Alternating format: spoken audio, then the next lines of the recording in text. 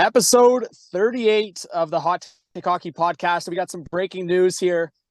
Treliving officially named as the new general manager of the Toronto Maple Leafs. Lucas, myself, John here. And yeah, let's just quickly talk about it. I mean, you guys have heard my thoughts a bunch. I did kind of a little breaking news video based on Darren Dreger's report, but now it is official. So Lucas, I'm going to hand it to you because I want to hear more of your thoughts. I know you were very hesitant on the Treliving ad if that was the case. So now that it's official, man, how are you feeling? Yeah, I feel like we kind of always knew this is where it was going to go. So good to just, have the news break and this is what, Leaf Nation and the Leafs can expect going forward. Brad Treliving at the helm. Very experienced guy. I mean, off the top, Brendan Shanahan mentioned he wanted to hire a GM with experience, and Brad Treliving brings that, right? He's been obviously in Calgary the last 9 years, made a lot of big deals, didn't ultimately get the playoff success that he would have liked to in Calgary.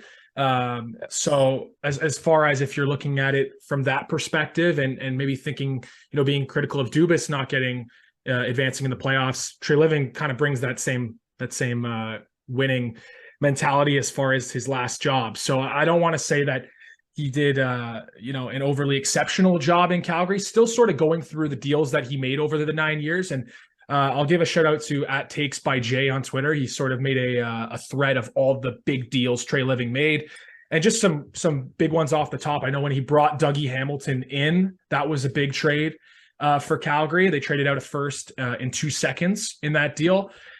Had Dougie Hamilton for a few seasons, 3 seasons in total, and then traded him out for Lindholm and Hannafin, part of that package. And I think that was another good deal of his, right? Yeah. So there's a handful of good trades. There's some where you scratch your head, but I always want to make it clear that I feel like every GM, if you're going to rip apart every deal, you're going to find ones you don't like. So overall, just how I'm feeling about the news, feeling good about it. As far as, there's some stability in the franchise. I know that Brad Treliving, he is close with, I believe, Matthew's agent. There's some talk about that. Yep. So that shouldn't be too concerning. One thing I'll throw it back to you, John, that is starting to make waves on the timeline right now is Brendan Shanahan sort of putting his confidence in Sheldon Keefe maybe to start the season. And ultimately, it's Treliving's decision who he's going to bring in as coach and if he keeps Keefe. But it's starting to sound a little eerie that Sheldon Keefe, this might be a reality, like legit, that it's more likely that he stays going in to start the season. What are your thoughts on that? Lucas, man, I think it's actually pure insanity that if this Dubas thing didn't happen, like all that drama and like this, it just seems so petty what happened. It actually seems like they were willing to run it back completely.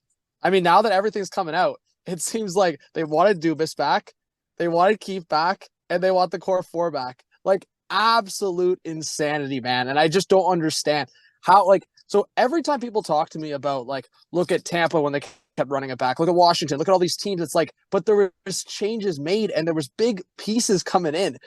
Sure, a couple of the major pieces stayed, but for Washington, all these revolving, all these pieces coming in, Tampa, all these pieces around Stamkos, Kucherov coming in, they just didn't keep running it back in that way. So for the Leafs, I mean, yeah, you got a new look here with Treliving, but it's looking like there's confidence of Sheldon Keefe, and maybe there's a short leash. But as we talked about, to me, it was just the progress was so poor when Babcock stayed on. And I just feel like if the same things we've seen the last few seasons happen, Keefe's just going to get fired, by November, December? And what's the point? So I feel like if we're really trying to change things up and get a fresh look, it should come into GM and coach. And then maybe you go into the season with the 4 still and build around.